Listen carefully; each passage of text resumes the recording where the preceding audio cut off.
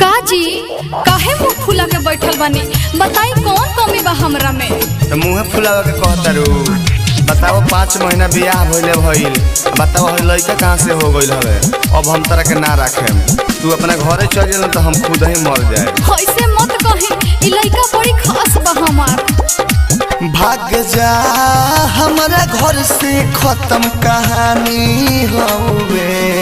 भाग जा हमारा घर से खत्म कहानी हवे।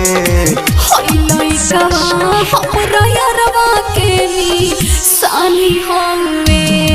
हई लड़का हमरा यारवा के निशानी हवे। भाग जा हमारा घर से खत्म कहानी हवे। हई लड़का हमरा यारवा के निशानी हवे। हई लड़का हमरा यारवा के निशानी हवे। लइकवा के खास कइले बारू, हमारे में बांस कइले बारू। रुका तरह के बताओ तनी, बताओ समाज में काम Videshilal entertainment, Balaji recording studio Jadavpur. तोहरा से शादी करके बड़ी गलती कईनी। माई बाप के बात मानी कहीं के ना भईनी। माफ कर दिनोई होर में हो गइल नदानी। अब घर में रहे दी हमके हाथ जोड़तानी। तोरा नजरी के गिर गइल पानी हवे। तोरा नजरी के गिर गइल पानी हवे। हई लड़का हमरा यारवा के निशानी हवे। हई लड़का हमरा यारवा के निशानी हवे।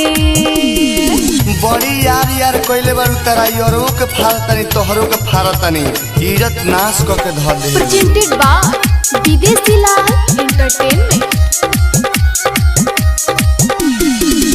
गौवा समाज में कैसे मुँह दिखाए?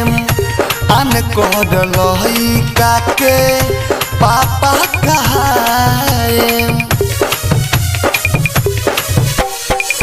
दिलवा के बात रवा दिलवे में राखी। दूर के विदेशी लाल यादव ऐसे जाने डाटी।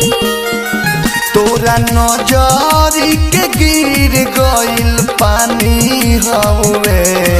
तोरा नजरी के गिर गइल पानी हवे।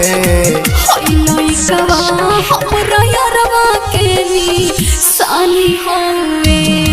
हई लड़का हमरा यारवा के निशानी हवे। Balaji recording studio Jadavpur.